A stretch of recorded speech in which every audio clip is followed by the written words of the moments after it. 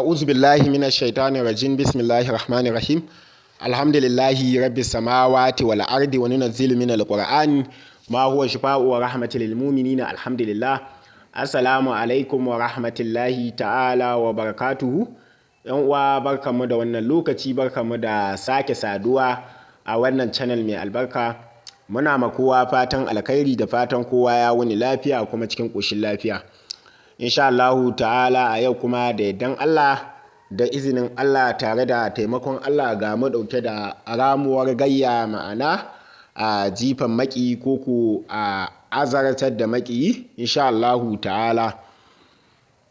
To insha Allahu ta'ala kamar yadda aka sani cewa wani lokaci sai mutum ya zo ya ci amananka ko don ya ga yana da wani ɗan mulki a hannunsa ko yana da ɗan wani matsayi ko yana da kuɗi, sai ya zo ya ci amananka ya ce ka ji dukkanin abin da za ka yi ka je ka yi, ko mutum ya zo ya riƙe ma haƙƙi ko ya ci amananka ko ya ci mutuncinka a cikin jama'a ya ce ka je ka yi dukkanin abin da za ka yi, musamman ma ga 'yan uwa almajirai.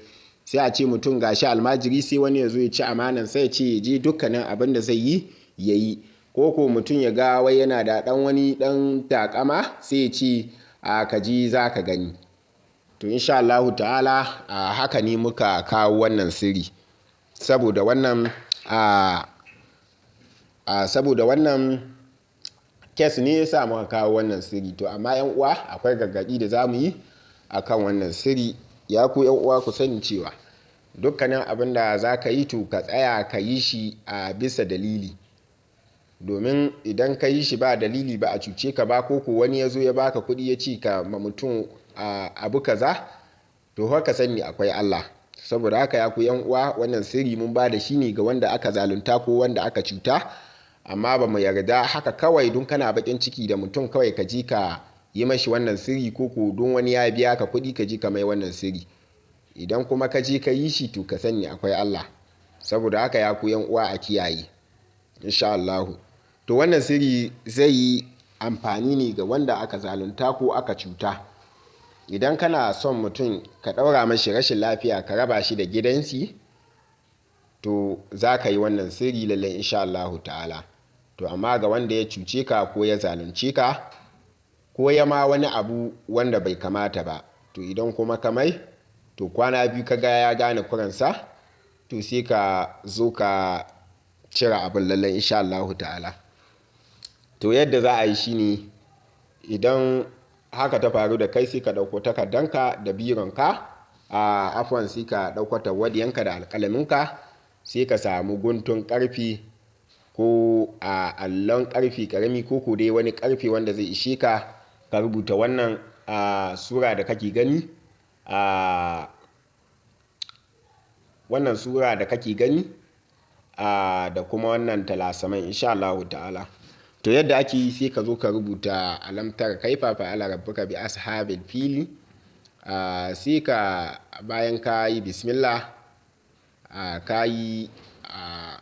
bismillah kenan, sai ka rubuta alam tara kaifa fa'ala rabbuka bi ashabil fili, alam tara kaifa fa'ala rabbuka bi ashabil fili, fa'ala rabbuka. Bacin ka rubuta wannan alam tara kaifa fa'ala rabbuka bi ashabil fili, sai ka kuma ƙara rubuta alam tara kaifa fa'ala rabbuka, sai ka sa fulani ibn fulanatu, sai ka sa shi sunan mutumin da sunan mahaifiyar shi. Sunan shi zaka fara sawa da sunan mahaifiyar shi. Yan uwa sai a fahimta wannan fulani bin fulanatu ba za ka rubuta shi ba, za ka rubuta sunan shi ne da sunan mahaifiyar shi.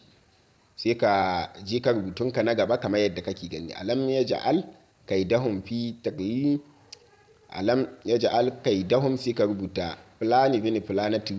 Wannan fulani bin fulanatu ba shi za ka rubuta ba, sai ka rubuta sunan shi da sunan mahaifiyar shi. Sai ka je ka rubutunka na gaba, wa arsala alaihim dairal ababil, wa arsala ala, sai ka rubuta sunan fulanatu kenan, sunan mahaifiyar shi, dairal ababila, sai ka rubuta fulani bin fulanatu, sai ka rubuta sunan shi da sunan mahaifiyar shi. sai ka za rimihim bi hijaratin min sijil faja'alahum ka'asfil makun, sai ka sa faja'alat fulan bin fulanatu kenan. Nan inda aka sa faja'alta nan za ka sa fulan bin fulanatu sai ka rubuta sunan shi da sunan mahaifiyar shi, ka asfin maku. Nan ma sai ka sa sunan shi da sunan mahaifiyar shi kenan. Idan muka duba dukkanin inda kaga an sa fulani bin fulanatu to za ka sa sunan shi da sunan mahaifiyar shi. To haka za ka yi idan ka gama to sai ka birne wannan karfe a ƙarƙashin wuta, ko ka hasa wuta mai wuta mai ƙarfi ka birne wannan abin, ko ka sa inda ka san ana dafa sanwa kowane lokaci sai ka birne a wannan murhu. To ka bashi kwana 3 ka gani insha Allah ta'ala yadda Allah zai yi da shi. Saboda haka yan uwa kun ji yadda abin yake, sai ka rubuta wannan dama talasiman duka za ka rubuta su. To bayan ka rubuta sai ka je ka birne a ƙarƙashin wuta kenan. Haka za ka yi insha Allah. To amma yan uwa sai a kiyaye a yi wannan bisa haƙƙinka ba bisa haƙƙin wani ba. Kamar yadda muka sani wasu yan uwa sai ka ga mutum ya zo ya kawo aiki wai a mawane kaza sai a ɗauki kuɗi a bayar. To gaskiya wannan aiki bai kamata ba. Lallai insha Allah ta'ala. To ire-iren wannan aiki to gaskiya mu ba mu ɗauke shi ba, kuma ba ma yin ire-iren wannan aiki. Kamar yadda yan uwa suke wani lokaci suke tuntuɓar mu akan ayyuka. To gaskiya ire-iren ayyukan da muke yi su ne kamar haka. Kamar aiki na mallaka wanda an yi kana son yarinya an yi to amma abin ya ƙi canyiwa, to muna yin mallaka wanda yarinyar za ta zo gidanku a cikin kwana 3 kamar yadda yan uwa suka sani, kuma muka ma wasu yan uwa. To sannan kuma aiki kamar idan an baka aure sannan kuma wasu sun hana ku, an je an yi magana aure, yarinya na son ka kana son ta to amma uwayenta sun hana, to shi ma wannan muna yin aikin shi. Sannan kuma ko aikin kasuwa wanda na kasuwa, wanda aiki na hadimai ko aiki na maganin kasuwa, ko aiki da ya shafi samun girma wajen aiki, to muna yin ire-iren wannan aikin. Da kuma aiki na biyan bukata da dai sauransu. To amma ire-iren wannan aiki na jifa da sauransu to gaskiya ba ma yin su kamar yadda aka sani. To insha Allah ta'ala, ko dai aiki na firaku tsakanin mata da miji idan ya kasance na cutarwa, ko wanda mata ta mallake mijinta tana cutar da shi, to duk wannan muna iya yin ire-iren wannan aiki. To amma duk aikin da muka san ya saba ma ka'ida to ba ma yin shi. Saboda haka yan uwa sai a kiyaye insha Allah ta'ala. To saboda haka yan uwa bayanin wannan sirrin kenan.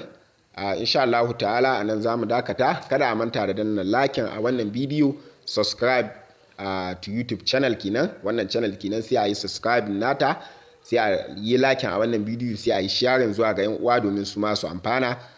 Masu neman ƙarin bayani za su iya tuntuɓar mu ta wannan number ta WhatsApp kenan, ko su yi comment insha Allah za mu duba sai mu ba su ansa. To anan za mu dakata, da haka muke cewa ma assalam, sai Allah ya ƙara dawo da mu dauke da wani sirri kenan insha Allah. Ma assalam.